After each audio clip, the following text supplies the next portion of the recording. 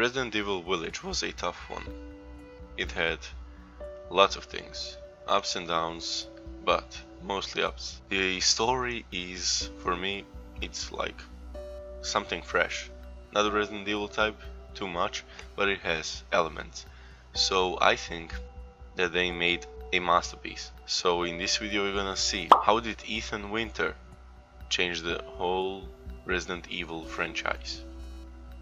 While the ending of Resident Evil Village seemingly spells an end to Ethan's direct involvement in the franchise, his legacy may well still live on. The success of Resident Evil Village suggests a keen amount of interest from fans in Resident Evil's new look and fanciful story. And the ending adds to the speculation that Resident Evil Village was not the final chapter in the Winters family storyline.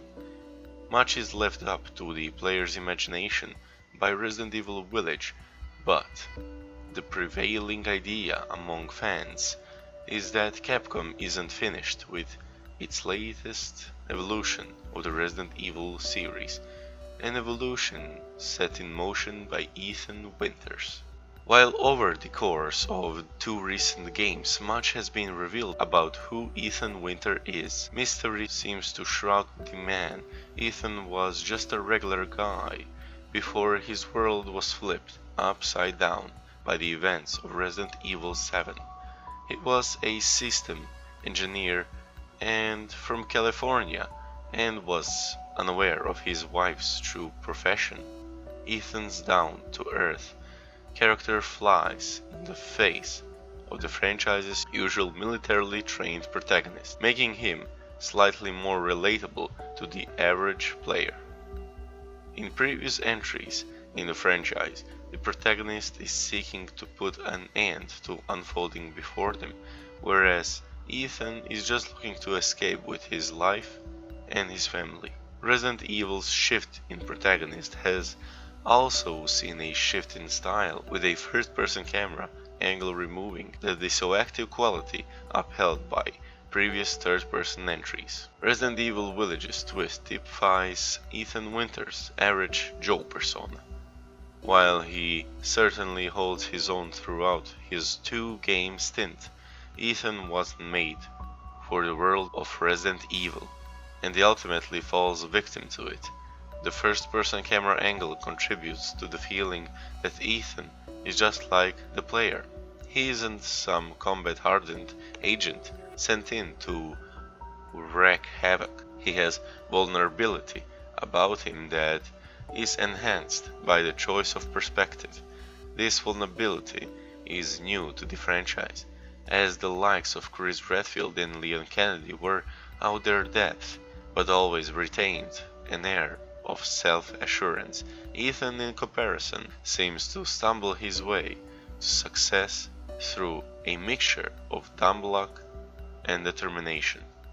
The ending of Resident Evil Village leaves a lot to the imagination, but it does take some suggestions about the future of the franchise. It seems as though the ninth mainline Resident Evil title will continue on from Ethan's escapades, potentially making use of Rose, Ethan's daughter. The game shows a now all grown-up Rose being corralled by an agent from an unknown organization and ultimately told she is a lot like her father.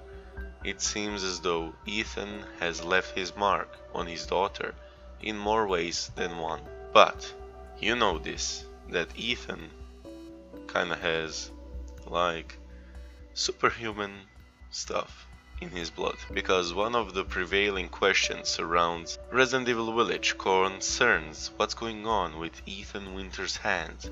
They have taken an absolute beating across the previous two Resident Evils, yet have somehow managed to remain relatively intact. And it seems the secret of Ethan's hands' survival lies in his regenerative abilities gained in Resident Evil 7. As it turns out, Ethan is actually one of the infected, and as such, so long as he is able to regather any missing limbs, he can effectively put himself back together Ethan's regenerative ability opened up the door to a whole new plane of body horror.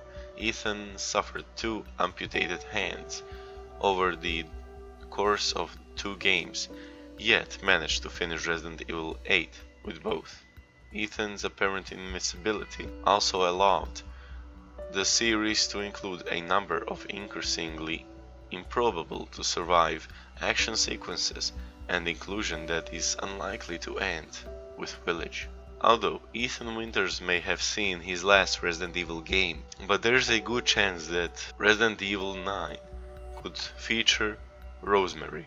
This bodes well for the idea of a continuation of the superhuman abilities plot point, as Rose hints in the post-credits scene that she has inherited her father's powers, that combined with the fact that a nameless corporation headed by Chris Redfield is putting her through the tests is likely to mean that Ethan's abilities will be harnessed to combat the ever-expanding list of monster-creating viruses. Despite Ethan Winters' bumbling persona in the Resident Evil series, his presence has irreversibly changed its story. Fans of the series can probably expect to see an increasing amount of human virus hybrids going forward, as humanity seeks to find a solution to the viruses that have plagued its world.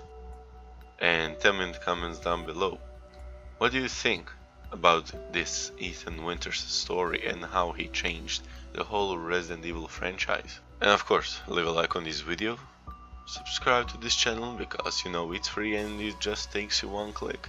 If you want to ring a bell, that's 2 clicks, nothing special.